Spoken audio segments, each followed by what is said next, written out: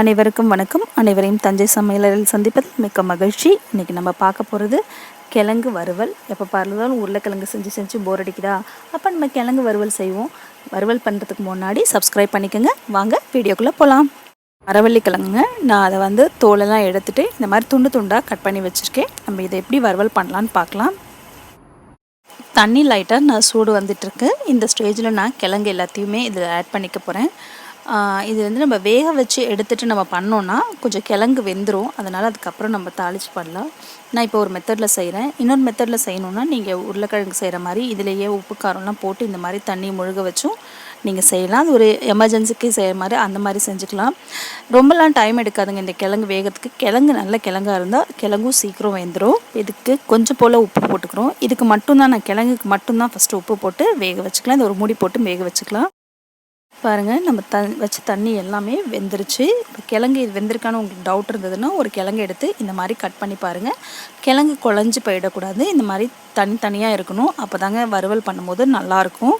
இப்போ நம்ம வறுவல் பண்ணலாம்.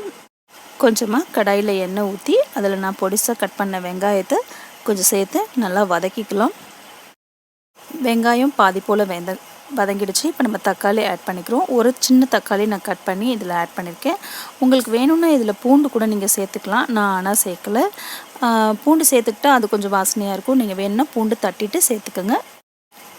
இதில் கொஞ்சம் போல் மஞ்சத்தூள், மிளகாய்த்தூள் 1 ஸ்பூன், தேவையான அளவுக்கு உப்பு, மசாலா ரெடி ஆகிடுச்சு. இது கூட நம்ம வேக வச்ச கிழங்கு இது கூட சேர்த்து நல்லா மிக்ஸ் பண்ணி விட்டுக்கலாம்.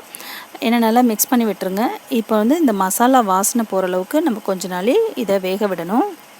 அதுக்காக இதில் நான் கொஞ்சம் போல் தண்ணி சேர்த்துக்கிறேன். ஏன்னா நம்ம கிழங்கு ஆல்ரெடி வெந்துருச்சு. இந்த மசாலா இது கூட சேர்கிறதுக்காக மட்டும் கொஞ்சமாக தண்ணி சேர்த்து இதை கொஞ்ச நாள் சிம்மில் வச்சு மூடி வச்சு வேக வச்சிங்கன்னா நல்லா மசாலா இது கூட கோட் ஆகிடும்.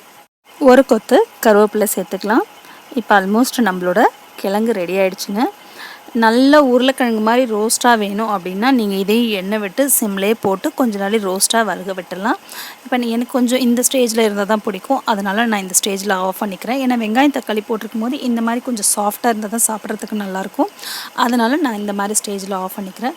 இல்லைங்க, நல்ல ஒரு மாதிரி கிறிஸ்பியாக அந்த நல்ல உருளைக்கிழங்கு வறுக்கிற மாதிரி நல்லா வறுக்கணும் அப்படின்னா கொஞ்ச நாள் எண்ணெய் விட்டு நல்லா சிம்லேயே வச்சுருந்தீங்கன்னா அந்த மாதிரியும் வறுவல் ரெடி ஆகிடும். நான் இப்போ இந்த ஸ்டேஜ்லேயே ஆஃப் பண்ணிக்கிறேன். இந்த மாதிரி செஞ்சு பாருங்கள், ரொம்பவே சூப்பராக இருக்கும்.